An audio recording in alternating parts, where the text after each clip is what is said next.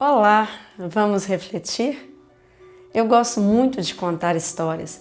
Quem me conhece já há mais tempo sabe que eu gosto de parar e contar histórias.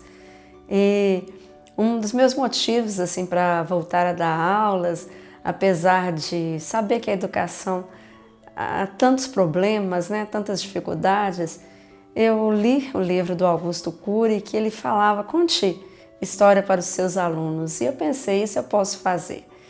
E hoje eu dou aula para alunos adolescentes, 15, 16, 17 anos, e como é agradável, como é bom ver os olhos deles, a postura deles quando eu estou contando uma história que eles gostam, de que eles gostam.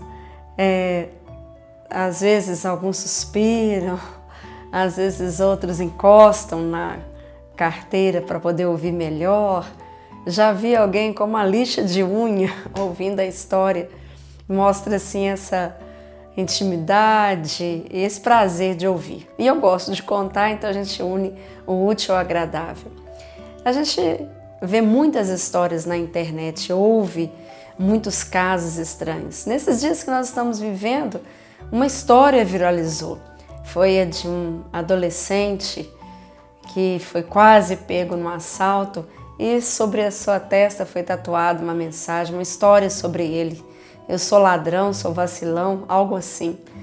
E a notícia não é agradável, mas eu fico pensando que foi uma marca muito profunda, colocada. Mas isso não é de agora, não.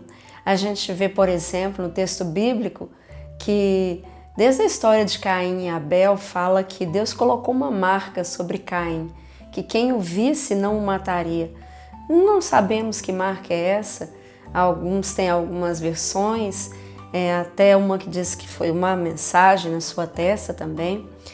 E a gente vê uma história interessante, por exemplo, no livro de Daniel, em que um rei bebia com taças que deviam ser colocadas no templo de Deus e de repente uma mão apareceu na parede e escrevia algo assim como: os seus dias foram contados, o seu reinado foi pesado e determinado o seu fim. Naquela mesma noite, com a revelação daquele texto, ele faleceu. Então, mensagens são ditas e escritas, histórias contadas continuamente. Há um texto também bíblico que fala que uma mulher foi pega em adultério e quando foi lançada aos pés de Jesus, ele escrevia na areia. Alguns dizem que Jesus escrevia os pecados daqueles homens, ou vários pecados, e eles se identificaram com eles. Não sei, é possível, estudiosos dizem isso. Mas o que me diz com clareza e com certeza é que Jesus estava escrevendo uma nova história para aquela mulher. Mesmo que ele não fosse falado sobre ela, o fato dele ter dito: quem não tem um erro, um pecado, atire a primeira pedra, e eles terem saído sem atirá-la, diz que uma nova história estava sendo escrita para ela, porque ela estava bem próxima à morte. A lei daquela época, daquela geração, dizia: apedreje a adúltera ou adúltero.